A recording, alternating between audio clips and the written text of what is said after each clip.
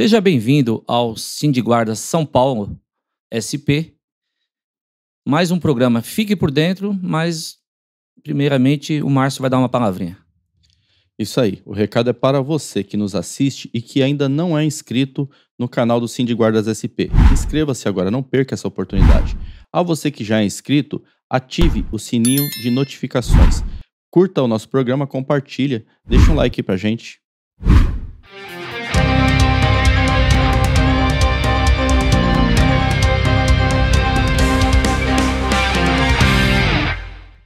Bom, nós estamos iniciando esse programa Fique por Dentro com pesar, com um momento de luto pelo falecimento de um integrante da Guarda Civil Metropolitana, aliás, um integrante que é conhecido por todos da Guarda Civil Metropolitana, que é o inspetor superintendente Gilson Pereira de Menezes, foi comandante da nossa instituição de 2013 a 2016. O Pimentel já trabalhou na Zona Leste, já teve a oportunidade de trabalhar com o Menezes, né, Pimentel? Sim, o comandante Menezes, à época, né, da nossa turma, 36, nessa época, ele era CD, né, classe distinta, na região de Guaianazes, inspetoria de Guaianazes, e foi dali, Márcio, que eu passei a observar, a acompanhar o trabalho dele, a luta dele, a dedicação dele, junto à família Azul Marinho. Justamente, desculpa, Pimentel, tá te chamando de Vilar, olha, ainda bem que a gente tá ao vivo aqui, né? Sim, Não tem claro. problema nenhum. Então, justamente, o Menezes, ele segue uma carreira na Guarda Civil Metropolitana e até chegar no dia 11 de setembro de 2013, quando ele assume já como inspetor, né? Ele, na verdade, era inspetor regional, eu acho. O inspetor regional, que era na carreira Regional, anterior, né? Sim. Ele assume o cargo de comandante-geral da Guarda Civil Metropolitana. E fica nesse cargo de 2013, do dia 11 de setembro de 2013, até o dia 31 de dezembro de 2016. Perfeito. Ao longo dessa estada como comandante, Menezes deixou aqui pra gente um legado, né? Entre eles, acho que a principal contribuição do Menezes nesse período foi o plano de carreira, a Lei 16.239, que foi aprovada lá em 2014, né? 14. Não, 2015. 16.239 de 2015. 2014 foi, na verdade, as tratativas. Isso, e a contagem do tempo, E a que foi a contagem do 2014. tempo. Isso, justamente. Ele deixou a 16.239 de 2015, que, assim, acho que foi um dos grandes legados. Mas ele... Eu me lembro bastante bem, Pimentel, da época, na questão de gestão. Ali, eu acho que a Guarda Civil Metropolitana foi um divisor de águas, que a gente deixou o amadorismo para trás e começou a profissionalizar a Guarda Civil Metropolitana. Porque o comandante Menezes, ele era bastante rigoroso com gestão. Ele cobrava bastante que se fizesse em gestão. Ele entendia que a administração pública não pode ser bagunçada, então ele entendia que todas as pessoas que estavam em cargos de liderança, cargos acima, tinham que fazer gestão. E ali começa um momento de profissionalização mesmo em si da Guarda Civil Metropolitana. A gente volta a ter cursos não só de atualização, mas de qualificação profissional para o nível, o topo de cima, o topo da carreira, né? Começamos a ter cursos, começamos a preparar melhor os nossos gestores, os nossos inspetores, para gerir melhor as unidades. Então, assim, eu vejo aquele momento, aliás, desde quando o Malta assumiu o comando da Guarda Civil Metropolitana, já começou ali um movimento de se empenhar em melhor gestão. O Menezes, eu acho que foi o divisor de águas, porque ele realmente abriu essa questão da qualificação profissional para todos os inspetores e também para o pessoal que estava ali no nível, que hoje é o nível 2, que é o pessoal que é CD subinspetor, né? E o plano de carreira, ele foi também muito importante nesse passo, viu, Pimentel? Porque ao definir as atribuições do nível 1, nível 2, nível 3, nível 4, dá para cobrar de cada nível, de cada profissional, aquilo que lhe compete fazer, né? Então, antes era um pouco bagunçado, a 13768 não deixava isso claro. Dependia da administração, né? Nós ficávamos refém da administração, né? Justamente. Tem uma coisa, Pimentel, que o secretário Ortega, quando ele foi secretário aqui no município de São Paulo, ele falou e isso ficou marcado. Ele chegou e falou assim, ao gerir a Guarda Civil Metropolitana, eu percebi que vocês estão abaixo da mediocridade. Então ele queria fazer um trabalho para alcançar a mediocridade.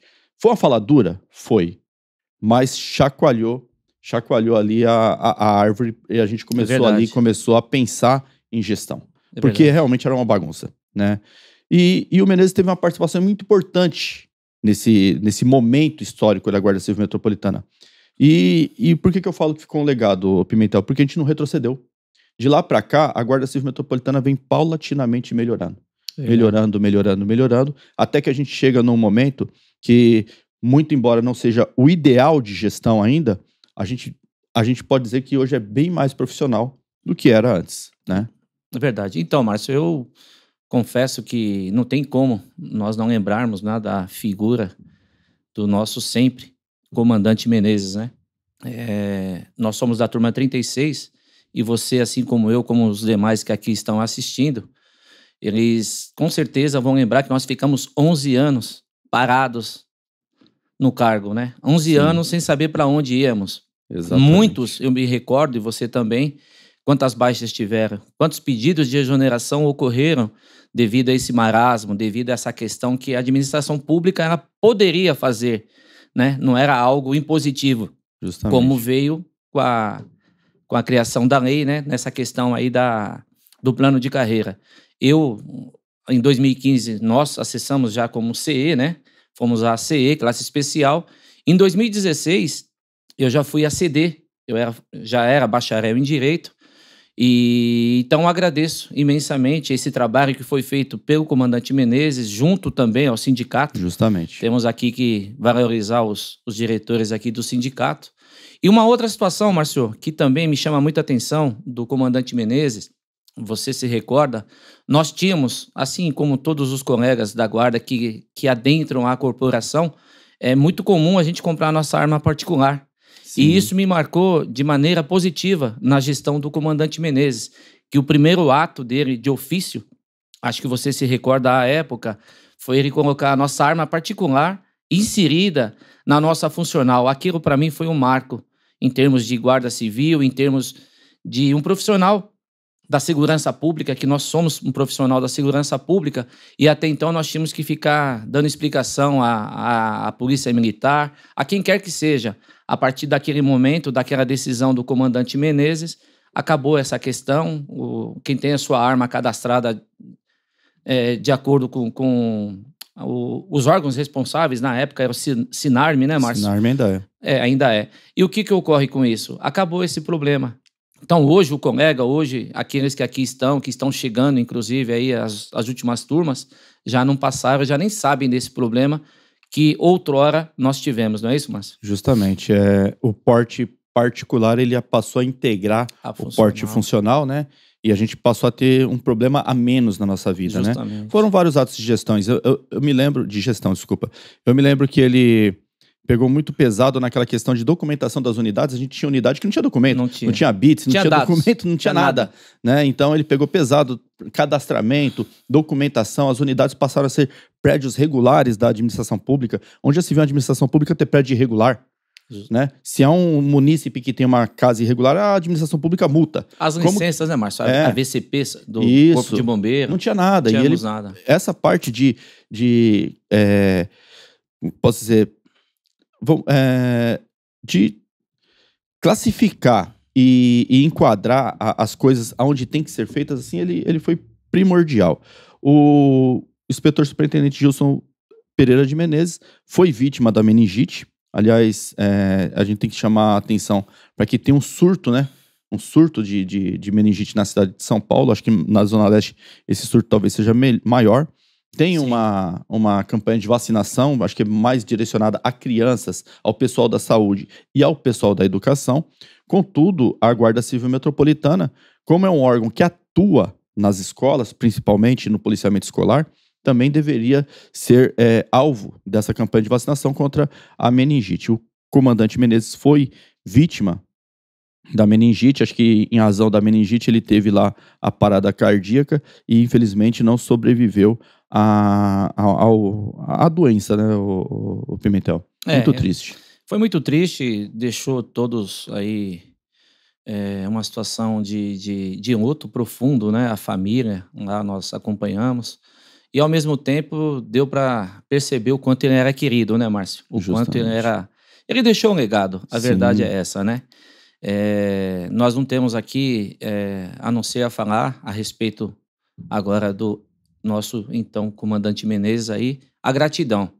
A gratidão por aqui estarmos, a gratidão do legado que aqui ele deixou e dizer que tenho certeza que daí para frente, como você mesmo disse, a Guarda Civil, a partir daquele momento, foi um marco.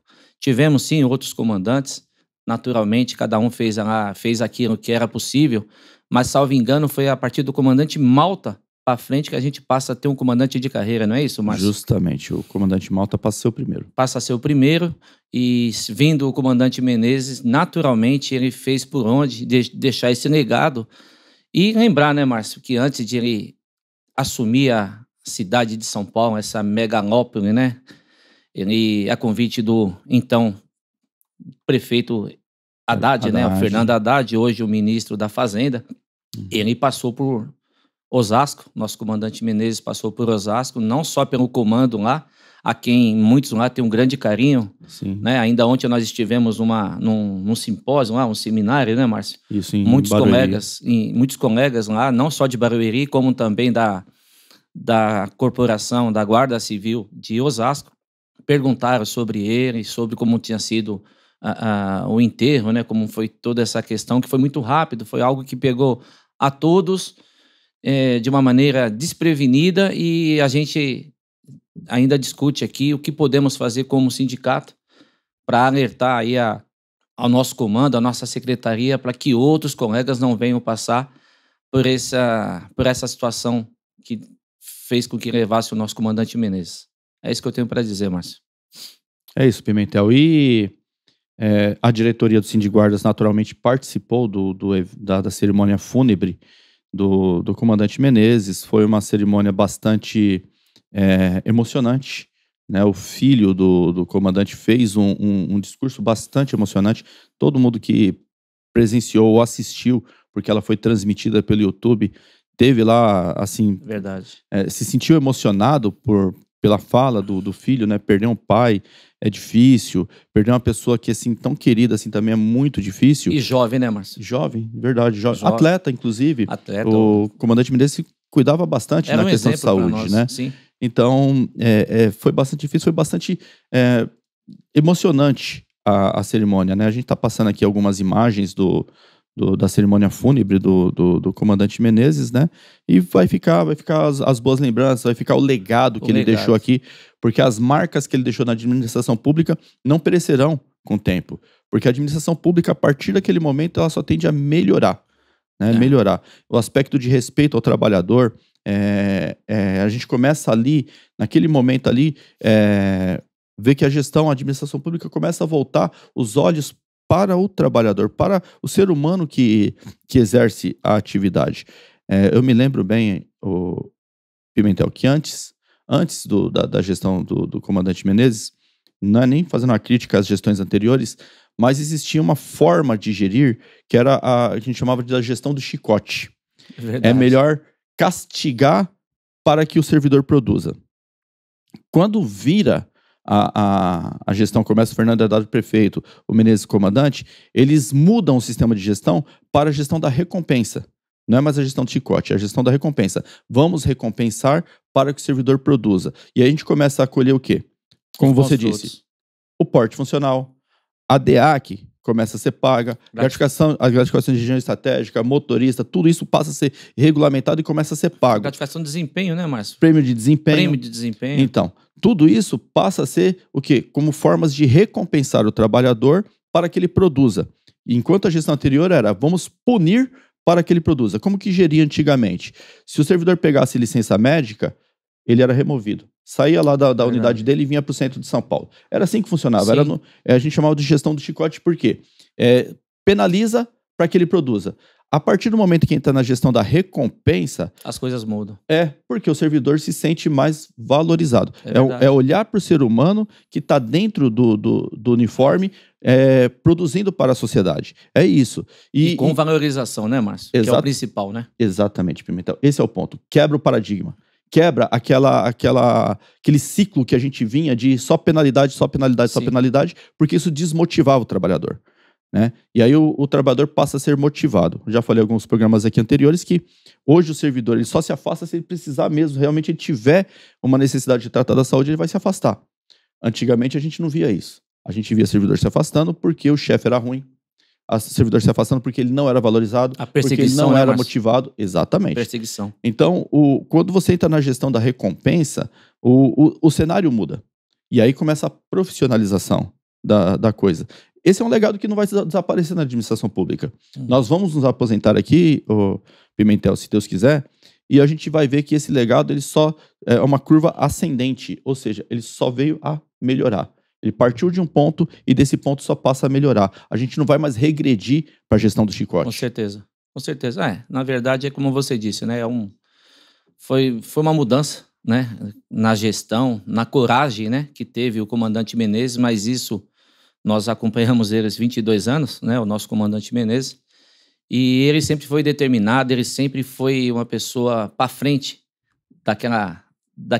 daquele momento, né, Márcio? Ainda como CD, me recordo muito bem que tinha o CR lá, o comandante regional, mas eu me recordo muito bem nas rádios das viaturas, ele tomava umas decisões e era com ele mesmo, né? Já imaginando, acredito eu, já dentro da sua mente ali, que um dia chegaria ao cargo de comando geral da guarda, né? E assim o fez e quando chegou, deixou para nós um legado aí, não só para nós, né?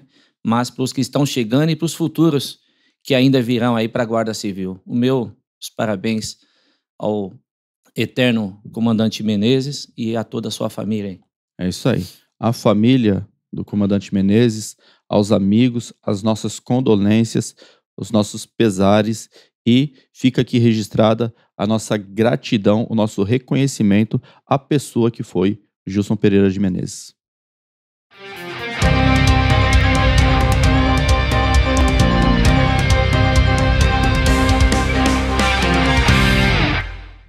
Márcio, nossos diretores, Evandro, Filar e Carlão, receberam um convite ontem, no finalzinho da tarde, né? E para ir até Brasília, inclusive estão a caminho. Sabe nos informar do que se trata? Sei sim, Pimentel. Eles receberam um convite do ministro da Justiça, Flávio Dino, para comparecer ao Congresso Nacional, não, ao Ministério da Justiça lá em Brasília, para acompanhar o lançamento do decreto regulamentador do Estatuto do Desarmamento.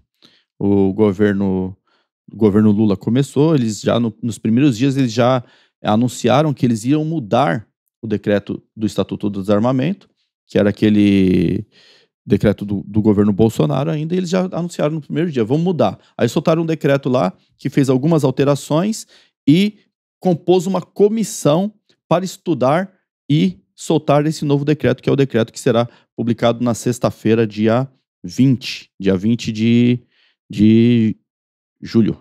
Nossa, tô perdido em junho ainda. No dia 20 de julho, na sexta-feira, será publicado o decreto. Esse programa vai ao ar no dia 21, no sábado. Na sexta-feira já deve ser publicado o decreto. Nós tivemos, Pimentel, algumas oportunidades de conversar com o governo sobre esse assunto, Estatuto do Desarmamento. Por quê?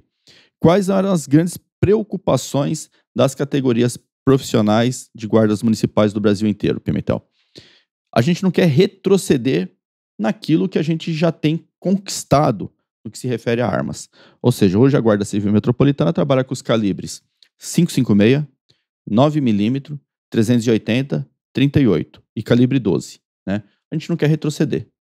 Porque o atual governo, o prefeito Ricardo Nunes, por exemplo, fez aquisição de mais de quase 3 mil pistolas calibre 9mm. Se o governo federal regulamenta restringindo o calibre 9mm, vai fazer o que com essas pistolas? Né? Então a guarda fica praticamente desarmada. Exatamente, a gente não pode retroceder. Né? Então essa foi uma das preocupações que a gente teve lá nas conversas que nós tivemos com o governo federal. Outra preocupação é o nosso porte de arma ao aposentado. O GCM trabalha a vida inteira no serviço policial e quando ele se aposenta, entrega a arma e fica sem porte de arma. Então é uma outra preocupação que a gente demandou ao governo federal, que isso tem que ser resolvido. A questão da territorialidade do porte de arma. O nosso porte é no estado de São Paulo. Perfeito, é isso mesmo. E atinge também lá os municípios limítrofes, né? Os municípios dos estados limítrofes. A gente quer que esse porte de armas seja estendido ao território nacional, como todas as outras forças policiais. A única força policial que não tem o porte nacional são as guardas municipais, né? Então a gente quer essa extensão. De qualquer maneira, o governo federal compôs essa comissão, nós tivemos a oportunidade de participar dessa comissão.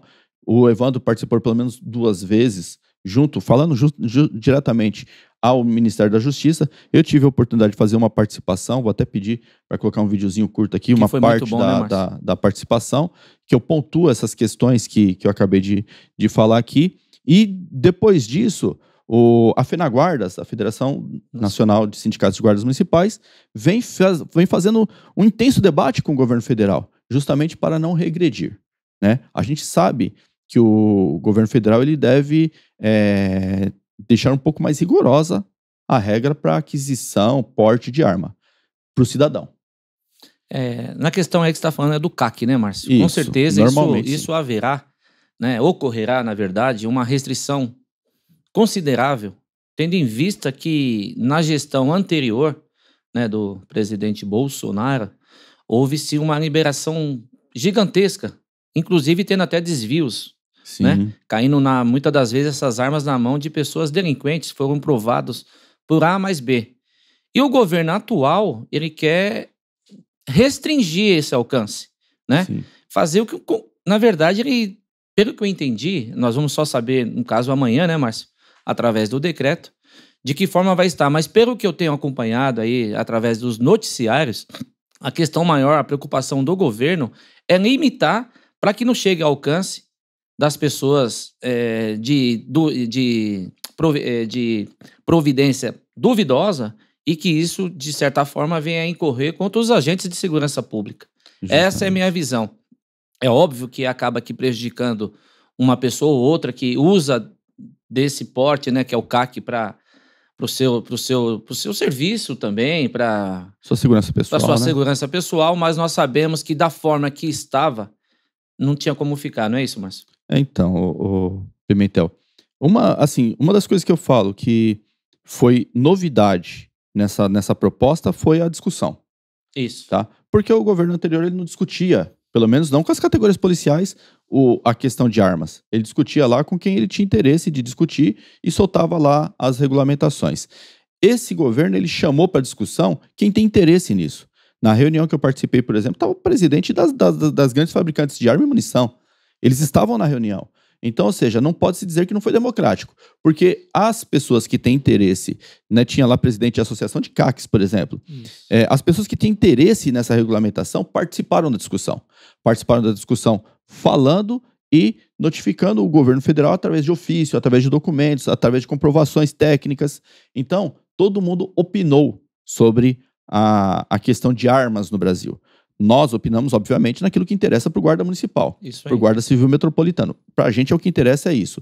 Se as grandes empresas vão continuar conseguindo ter uma grande venda de armas de fogo, se os CACs vão continuar portando as armas como eles portavam ou adquirindo as armas como eles adquiriam, é uma discussão que é de interesse deles lá, eles que corram, né? Cada um que corra atrás dos seus interesses, né? Nosso interesse nós não queremos regredir.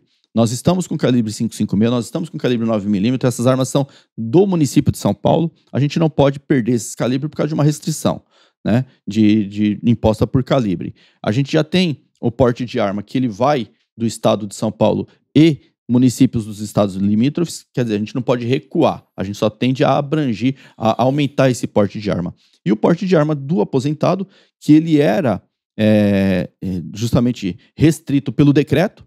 A lei não restringe o porte de arma aposentado, era o decreto que restringia, e a gente quer que retire essa restrição ao porte de arma para o aposentado. De qualquer maneira, a equipe Sindiguardas SP, a equipe FENAGuardas está em Brasília, tem conversado com o ministro, o decreto vai ser editado, aliás, já foi editado, vai ser publicado amanhã na sexta-feira, né?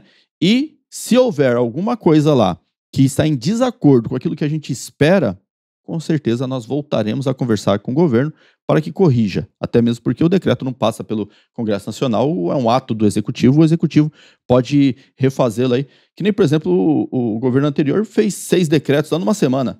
Numa semana ele soltou 6 decretos de armas, porque um corrigia o outro, corrigia o outro, corrigia o outro, corrigia o outro e tal. Até chegar no ponto. Até chegar no ponto que eles esperavam. Então, se eu tiver alguma coisa lá que não é do nosso interesse, a gente volta a negociar com o governo. Mas, não saia daí, porque o Evandro, o Vilar, o Carlão vão dar uma palavrinha com vocês. Bem, pessoal, os senhores acompanharam, senhoras acompanharam, terminou a cerimônia de lançamento de atos relativos à segurança pública, onde o presidente da República, o ministro Flávio Dino, trouxeram novidades. Entre elas, a valorização dos profissionais de segurança pública, né? E ele falou categoricamente, o nosso presidente da República precisa fortalecer as polícias municipais, né? Então, se a gente quer estabelecer política de segurança para tentar evitar a coisa macabra que aconteceu em Blumenau e em outras escolas do país, é preciso encontrar um jeito de fazer com que as prefeituras participem disso. Aliás, é preciso até encontrar um jeito de dar um papel mais importante para as polícias municipais que muitas prefeituras podem criar nesse mundo. Isso, a gente ficou bem orgulhoso aqui, inclusive foi na hora que ele fez esse comentário de fortalecer os municípios através das polícias municipais, fortalecer as guardas municipais. Muitas pessoas bateram palma aqui, isso mostra que o engajamento também da sociedade é importante, mas a gente tem que deixar aqui os parabéns para a equipe do presidente Lula, desde o Tadeu Alencar, Tamires Sampaio, do Ricardo Capelli, principalmente do ministro Flávio Dino, de estar atuando de maneira importantíssima em valorizar as guardas municipais. O presidente da República foi muito enfático no papel do município, do Sistema Único de Segurança Pública. E esse papel, além das políticas sociais, naturalmente, feitas por cada município, se expressa através do vibrante papel da Guarda Municipal, que vai ser fortalecida e prestigiada no nosso governo. Temos a oportunidade de conversar com o Ricardo Capelli. E assim que sair o decreto oficial, a gente vai destrinchar, né, Evandro? Precisa se ler com uma certa calma, pessoal. Calma, né? Porque muito zoom em rede social. A gente vai olhar os nossos advogados, o corpo jurídico dos sindicatos e da FENAGuardas. Vão deixar disponibilizado o novo decreto mastigado para toda a categoria guardas municipais. É isso aí. Importante que a gente está avançando e juntos somos mais fortes. Bom, é isso, né, Márcio? Agora é aguardar, né? Nossos diretores lá estão para tomar ciência disso, dessa publicação que ocorrerá no dia 21, sexta-feira, né? Lembrando que hoje é dia 20. Ah, eu errei? Não, você não errou. Foi um lapso. Você não erra, Márcio. Tá bom. E então amanhã sairá essa publicação, mas como você disse, nós estamos atentos e, acima de tudo, deixar bem claro a todos que o governo ele está sensível às questões das guardas municipais. Estamos numa luta constante, né, Márcia, na questão de colocarmos, né, de inserirmos no caput do 144 Isso. A nossa questão aí para acabar de vez aí com se é ou não é, porque, na verdade, nosso trabalho é de segurança pública, nós somos policiais municipais e eu tenho certeza, Márcio, que em pouco tempo tudo isso virá no papel, virá na prática e nós possamos ter mais segurança, né? Ter mais segurança, perfeito, justamente.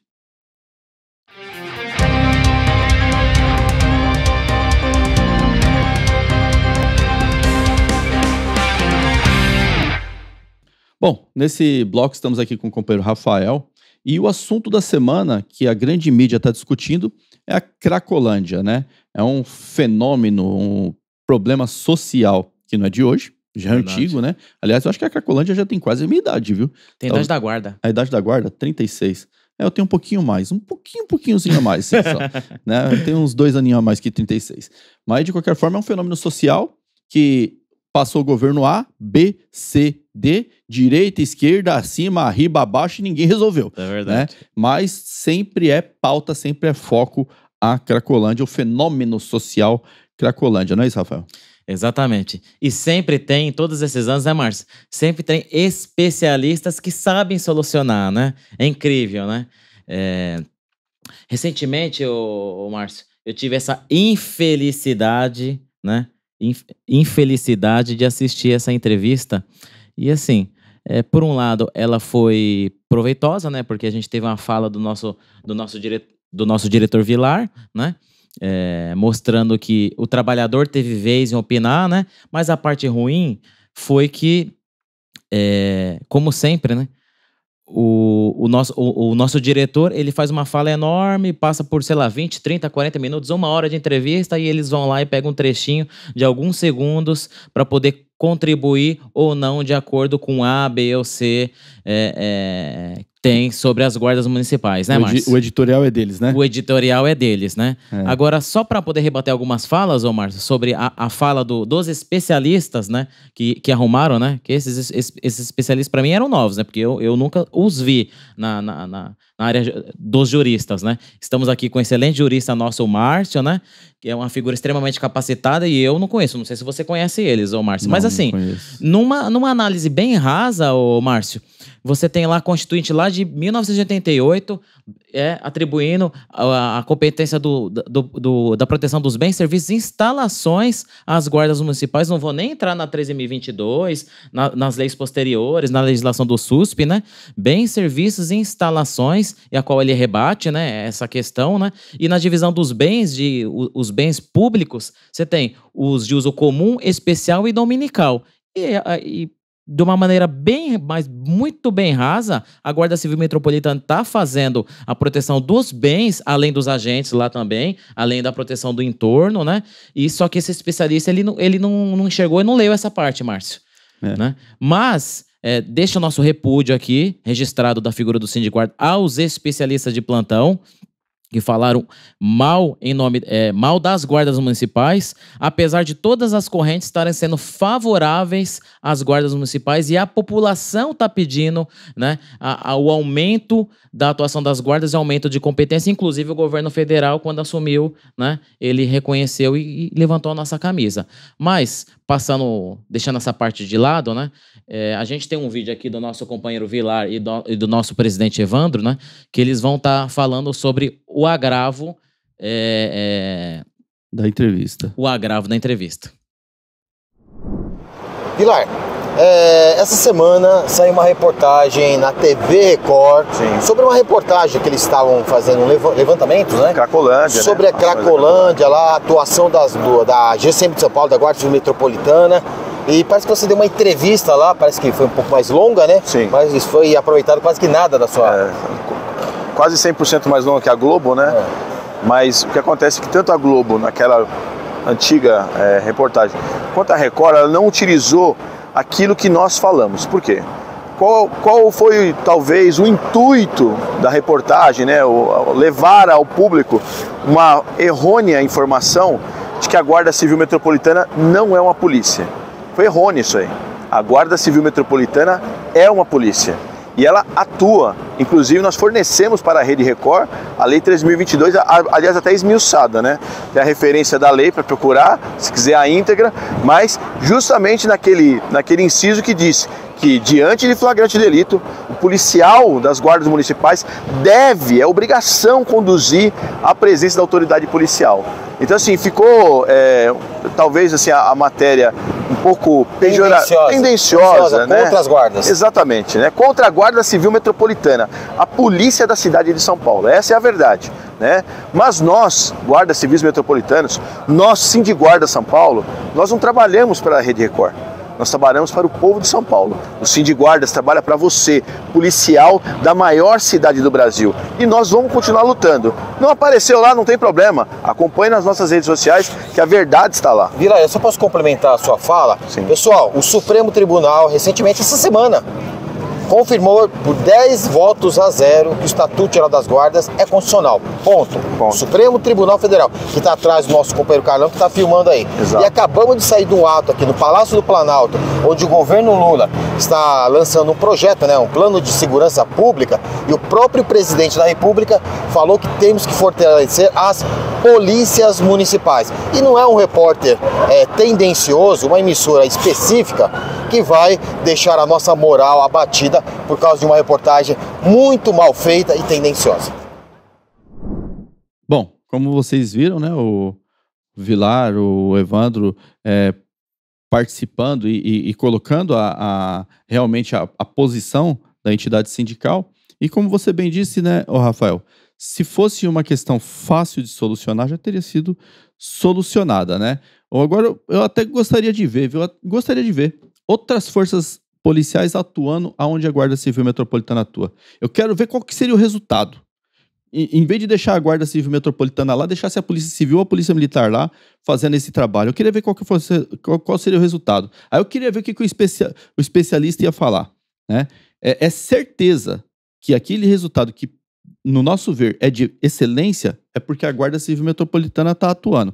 Deixa outra força de segurança lá para você ver se serão observados os direitos humanos, que embora sejam pessoas em situações de drogadição, são seres humanos. Não perde os direitos, não perde a qualidade de cidadão porque está em situação de drogadição. Exatamente. Né? Então, eu queria ver se fosse outra força policial lá, se seriam observados os direitos humanos, né? Se a proteção ser sistêmica da população, tanto do indivíduo em situação de drogadição, quanto do próprio indivíduo que mora, a pessoa que mora ali na região, a pessoa que transita pela região. Eu tenho certeza que se fosse outra força de segurança pública ali, o que tá ruim estaria pior.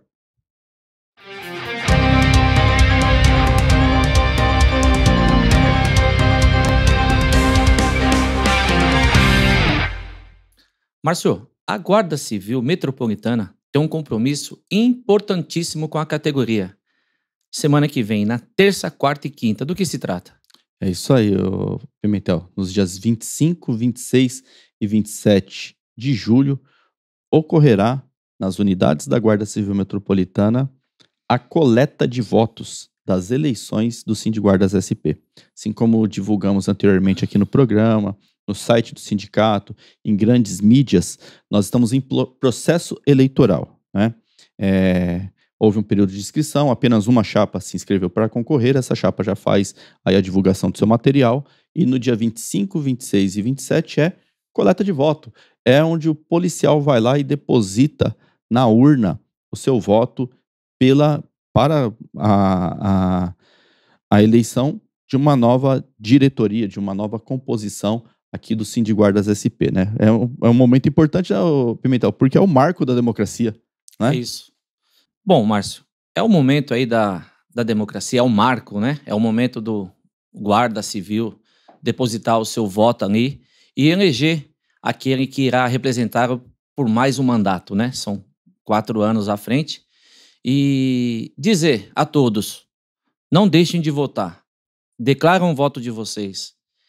Tá ok?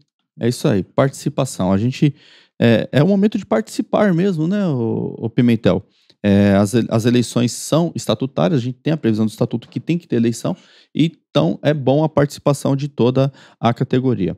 O comando da Guarda Civil Metropolitana, bem como a Secretaria Municipal de Segurança Urbana, foram oficiados sobre as nossas eleições, Pimentel, de forma que todas as unidades da Guarda Civil Metropolitana terão a coleta de votos, seja por urna fixa, seja por urna itinerante. A urna fixa é aquela que fica lá na unidade e ela não sai de lá. A urna itinerante é aquela que sai de uma unidade, vai para outra, vai para outra, vai para outra, né? O pessoal que já participou de processos eleitorais anteriores sabe como funciona, né? Então, são 3 dias de coleta de votos. Nesses 3 dias, os colegas terão a oportunidade de votar. Quem que pode votar nas eleições, ô Pimentel? De acordo com o estatuto, aquele GCM que está filiado há mais de 6 meses no ato do edital da publicação lá das eleições. Então, no ato do edital da publicação lá, quem já tinha mais de 6 meses de filiado pode votar, né? É uma regra diferente para quem pode se candidatar, mas quem poderá votar na terça, quarta e quinta-feira é quem tem mais de 6 meses de filiação ao Sindiguardas. Como você bem disse, né, então, é importante a participação de todos, é importante a gente ali expressar a nossa opinião nas urnas, que é o local correto, né? É o momento oportuno. De opinar e continuar sempre participando, não só do pleito eleitoral, mas assim da gestão do sindicato. Participando como? Opinando, criticando, se for o caso de criticar, né? Participando dos eventos. Já vou adiantar que em agosto a gente vai ter que ir para Brasília. Agosto a gente vai ter que ir para Brasília. A gente vai contratar, o Sindiguardas SP vai contratar o ônibus aqui, local ônibus, para poder fazer o transporte da categoria para Brasília, mas a gente precisa de voluntários para ir para Brasília. Então, agosto, a gente inicia uma discussão com o governo federal aí sobre como você bem disse aí no bloco anterior, a PEC 275, que vai incluir no 144, e é importante estar lá, né? Então, a categoria, o sindicato, ele faz a direção da luta da classe trabalhadora, mas a luta é da classe trabalhadora, né? Verdade. Não só da diretoria do sindicato, tá bom? Então, gente, deixa aí anotar na sua agenda. 25, 26 e 27, terça, quarta e quinta-feira. A votação aí pro novo mandato, né? Para a próxima gestão aí, 2024 a 2028, né, Márcio? Exatamente. Bom, chegamos ao final de mais um programa Fique por Dentro. Agradeço a você que nos assistiu até esse último minuto, mas não vai embora ainda não, porque o Rafael vai dar o recado. Exatamente, policiais. Para que não esqueça, para aqueles aprovados do concurso, a equipe Sindiguardas continua com vocês. Para os policiais já atuantes, curta, comente e compartilhe em todas as nossas redes sociais. É extremamente importante e ajuda a engajá-los. É isso aí.